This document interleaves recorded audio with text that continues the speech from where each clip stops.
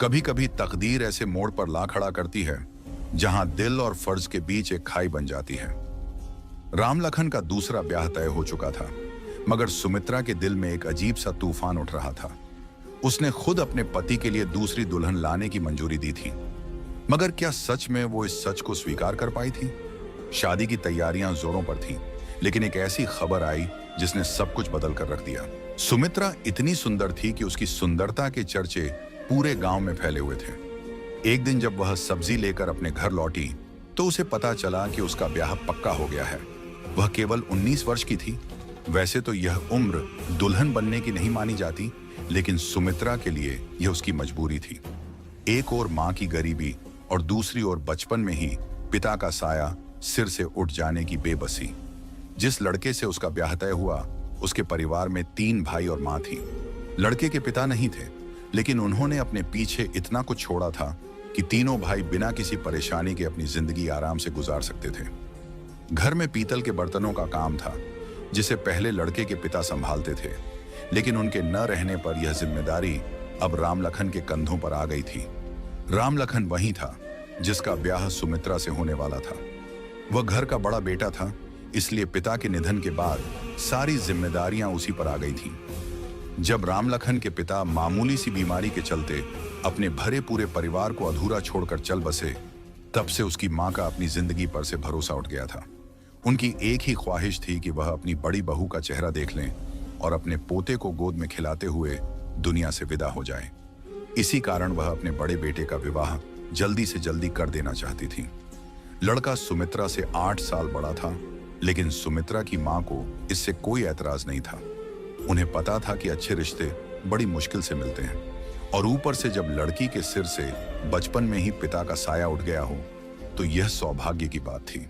सुमित्रा की मां ने बड़ी मुश्किलों से उसे पाल पोस कर 19 वर्ष का किया था।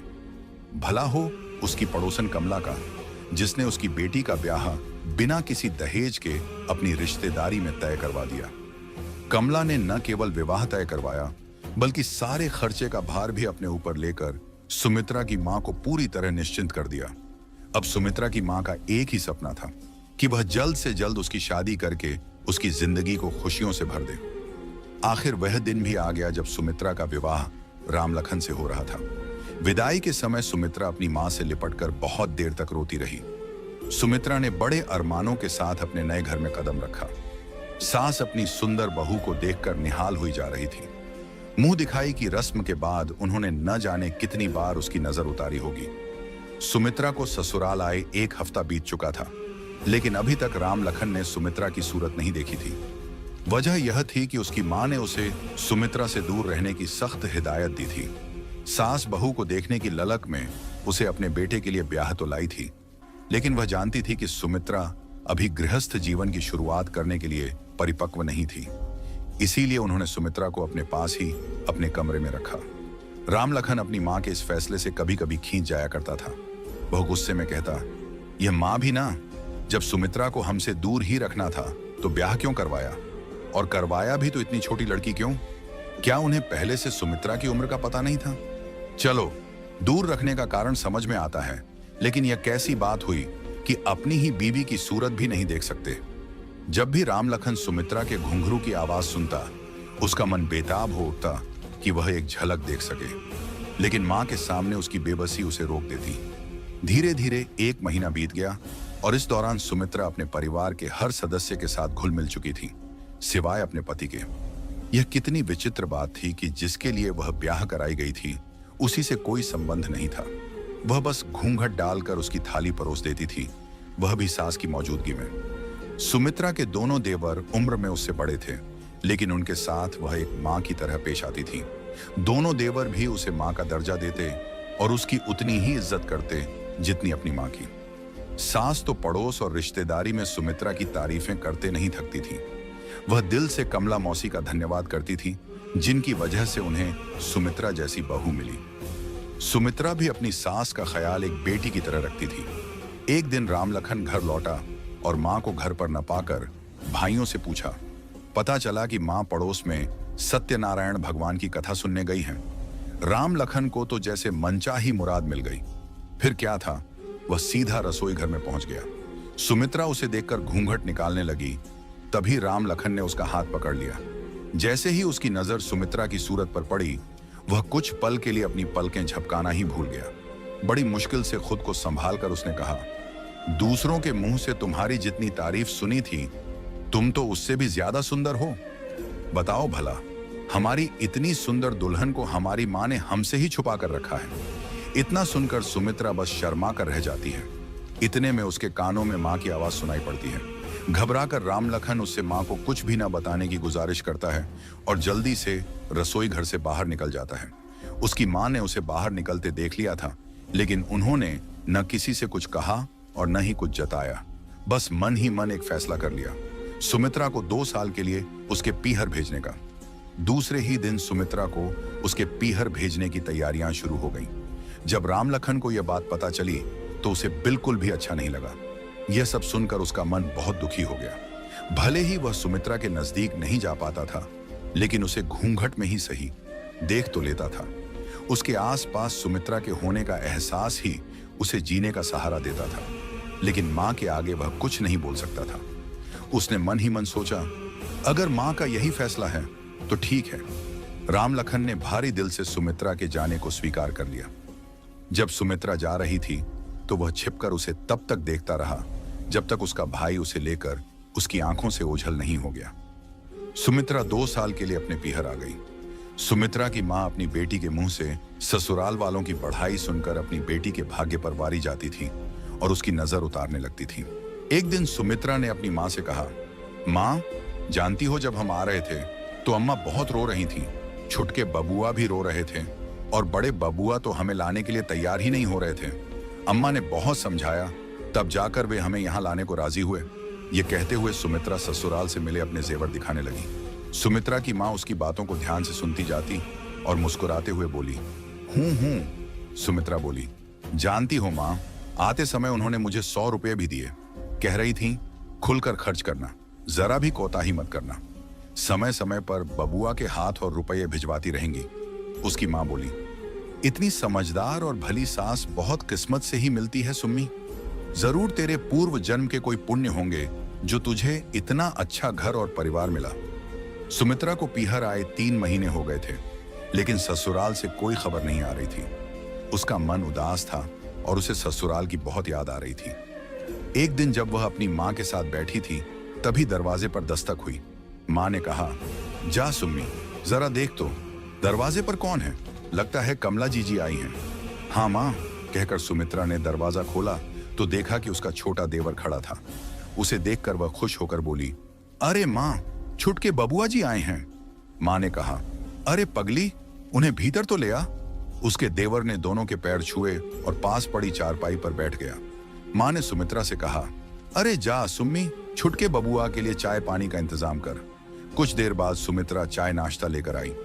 2-3 घंटे रुकने के बाद जब उसका देवर चलने को तैयार हुआ तो उसने सुमित्रा को एक थैला और कुछ रुपये पकड़ाते हुए कहा, ये लो भाभी, माँ ने तुम्हारे लिए भेजा है। ये देखकर सुमित्रा बोली, अरे इसकी क्या जरूरत थी बबुआ जी, हम तो कह रहे थे कि 1-2 दिन रुक जाते तो बढ़िया होता। इस पर देवर ने कहा, नहीं भाभी, परीक्षा सिर पर है तो पढ़ाई करना भी जरूरी है, वरना जरूर रुक जाते, लेकिन अगली बार आएंगे तो पक्का रुकेंगे। कहकर देवर उनके पैर छूता है और निकल जाता है। सुमित्रा अंदर आती है तो उसे थैले का ध्यान आता है। उत्सुकता में वह थैला खोलती है और देखती है कि अम्मा ने उनके लिए क्या क्या भेजा है। उसमें सुमित्रा के लिए 2 साड़ियां, कुछ मिठाई और फल थे। ये देखकर उसने अपनी माँ से कहा, माँ देखो, अम्मा ने हमारे लिए कितनी सुंदर साड़ी भेजी है। वह साड़ी निकाल रही होती है, तभी उसमें से एक पत्र निकलकर जमीन पर गिर जाता है। सुमित्रा पत्र उठाती है और खोलती है। उसमें राम लखन का नाम लिखा होता है। राम लखन का नाम देखते ही उसका कलेजा जोर से धड़कने लगता है। तभी उसकी माँ आ जाती है। माँ को आता देख वह पत्र जल्दी से छुपा लेती है। उसकी माँ कहती है, अरे वाह, ये तो बहुत सुंदर साड़ी है। सुमित्रा अपनी माँ को साड़ी दिखा रही थी, लेकिन उसका ध्यान उस पत्र पर ही अटका था। रात गहराने लगती है। सुमित्रा और उसकी माँ सो जाती हैं। जब उसकी माँ गहरी नींद में सो जाती है तो सुमित्रा धीरे से उठकर पत्र निकालती है। पत्र को खोलते ही उसके दिल की धड़कन फिर से तेज हो जाती है। खुद को बड़ी मुश्किल से संभालते हुए वह पत्र पढ़ना शुरू करती है। उसमें लिखा था, प्रिय सुमित्रा, आशा करता हूं कि तुम ठीक होगी। जिस दिन से तुमने हमारे आंगन में पांव रखा था, उसी दिन से तुमने हमारे दिल पर कब्जा कर लिया था। तुम्हारी पायल के घुंघरू की आवाज सुनकर तुम्हारी एक झलक पाने को मन व्याकुल हो उठता था। कभी कभी तो अम्मा पर खींच भी जाते थे कि क्या जरूरत थी उन्हें हमारा ब्याह करने की, जब उन्हें तुम्हें हमसे दूर ही रखना था। लेकिन अम्मा की मर्जी जानकर दिल को समझा लेते थे। पर जिस दिन हमने तुम्हारी सूरत देखी, उसी दिन से हमारा सुख चैन सब बर्बाद हो गया। अब सोचते हैं न देखा होता तो ही अच्छा था। हालत यह है कि कहीं भी जाते हैं, कुछ भी करते हैं, तुम नजर आती हो। बड़ी मुश्किल से सबसे छुपाकर यह पत्र तुम तक भेज रहे हैं। बस एक ही गुजारिश है, इस पत्र को अपने दिल से लगा कर रखना। हमें लगेगा कि तुमने हमें दिल से लगाया है। चलो अब बस करता हूं। अपना ख्याल रखना और अगले पत्र का इंतजार करना। तुम्हारा राम लखन। लखुंदर बार उसने राम लखन को महसूस किया। उसने खिड़की खोली और चांद को निहारा। ऐसा लगा जैसे राम लखन वहीं खड़ा उसे देख रहा हो। दिन और महीने बीतते गए, पत्र आते रहे और सुमित्रा अपने पति के प्यार में पूरी तरह डूबती चली गई। उन पत्रों के मीठे एहसास ने उसके वजूद को जैसे संवार दिया। आखिरकार 2 साल बीत गए। वह दिन भी आ गया जिसका इंतजार दोनों दिलों ने ना जाने कब से किया था। सुमित्रा की विदाई हुई। पूरे 2 साल बाद वह अपनी नई दुनिया को सजाने का सपना लेकर ससुराल में कदम रखी। इन 2 सालों में सुमित्रा का रूप रंग और निखर गया था। यह उसके पति के प्रेम और उस एहसास का असर था जिसने उसे दिन ब दिन और खूबसूरत बना दिया था। सुमित्रा का साथ पाकर राम लखन जैसे किसी दूसरी ही दुनिया में पहुंच गया था, जहां चारों तरफ केवल प्रेम ही प्रेम था। उस प्रेम की एकमात्र साक्षी थी सुमित्रा, जिसका आलिंगन पाकर राम लखन का जीवन धन्य हो गया था। राम लखन सुमित्रा को पलकों पर बिठाकर रखता था। 1 मिनट की जुदाई भी उसे बर्दाश्त नहीं होती थी। कभी कभी राम लखन मजाक में सुमित्रा से कह देता, बताओ, इतने दिनों तक तो अम्मा हमारे बीच दीवार बनी रही और अब यह काम धंधा आड़े आ गया है। हमारा बस चलता तो हम घर से कदम ही बाहर ना रखते, लेकिन क्या करें, काम नहीं करेंगे तो घर का खर्च कैसे चलेगा। सुमित्रा उसकी बातें सुनकर मुस्कुरा देती और उसे चुप करा देती। समय यूं ही बीतता गया। सास का दुलार, देवर का सम्मान और पति का अटूट प्यार जैसे सुमित्रा को उड़ने के लिए नए पंख दे गए थे। देखते ही देखते 6 महीने बीत गए। सब कुछ ठीक ठाक चल रहा था।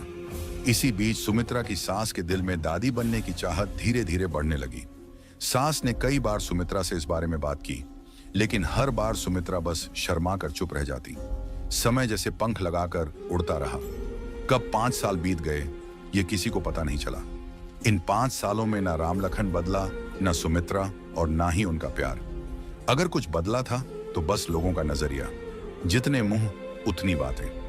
इन बातों से सुमित्रा की सास भी अछूती नहीं रह सकी। कल तक जो सास सुमित्रा के गुणों का बखान करती नहीं थकती थी, आज वही सास उसे अपनी आंखों में खटकने लगी थी। वजह थी सुमित्रा का अभी तक मां न बन पाना। राम लखन को इन बातों से कोई फर्क नहीं पड़ता था। वह जानता था कि सुमित्रा अभी बहुत छोटी है और सब कुछ समय पर होगा। वह अपनी मां को भी यही समझाता, मां, उसकी उम्र ही क्या है, फालतू परेशान हो रही हो, सब सही वक्त पर होगा। लेकिन राम लखन की मां, जो अब पोता गोद में खिलाने के सपने देख रही थी, कुछ भी सुनने को तैयार नहीं थी। उनकी बेचैनी दिन ब दिन बढ़ती जा रही थी। मां के बहुत कहने पर राम लखन ने उसे डॉक्टर के पास ले जाने का निर्णय लिया। डॉक्टर ने सारा चेकअप करने के बाद कहा, देखिए, घबराने की कोई बात नहीं है, सब कुछ नॉर्मल है। कभी कभी ऐसा होता है कि लड़कियां मां बनने में थोड़ा समय लेती हैं। आप सुमित्रा को थोड़ा समय दीजिए, वह मां जरूर बनेगी। राम लखन की मां ने सोचा, चलो, जैसे इतने दिन इंतजार किया है, 1-2 साल और सही। और इस बीच ऐसा कोई उपाय नहीं बचा था जिसे राम लखन की मां ने ना आजमाया हो।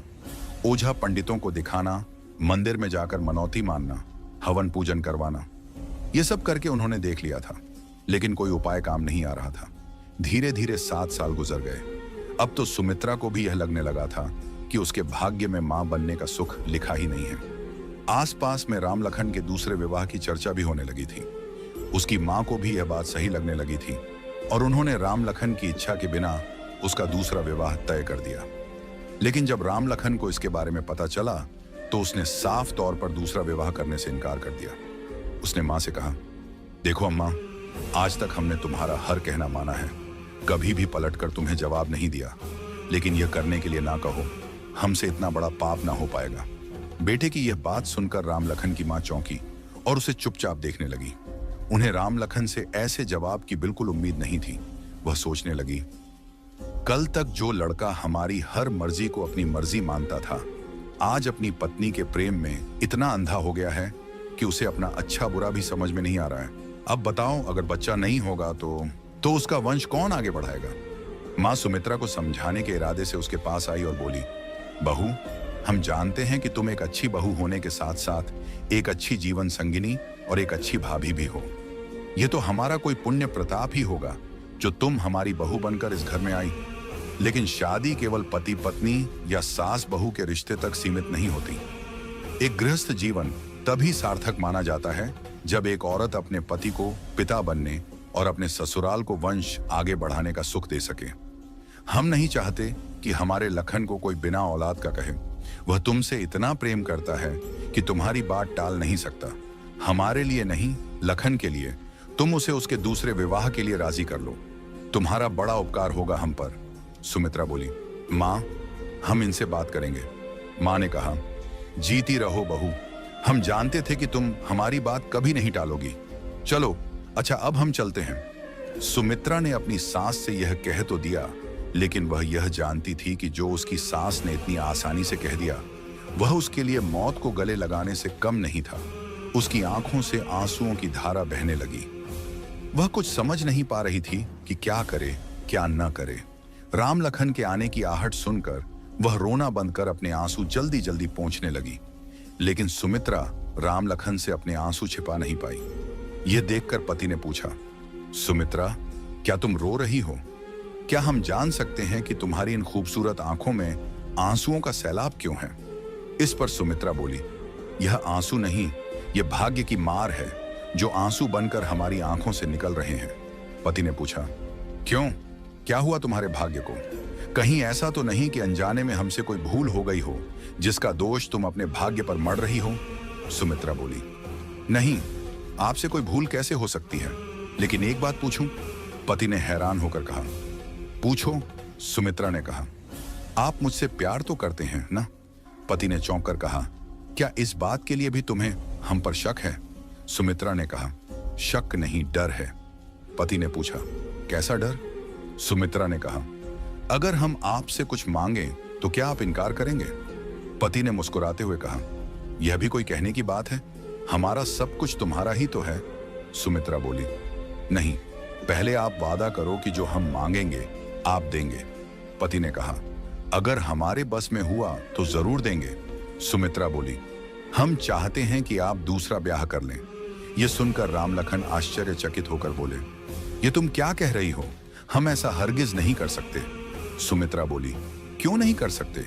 पति ने कहा, तुम ऐसा सोच भी कैसे सकती हो कि हम तुम्हारे अलावा किसी और को अपनी जिंदगी में लाने के लिए तैयार हो जाएंगे? सुमित्रा बोली, हमें कुछ नहीं पता, आपको दूसरा ब्याह करना ही होगा।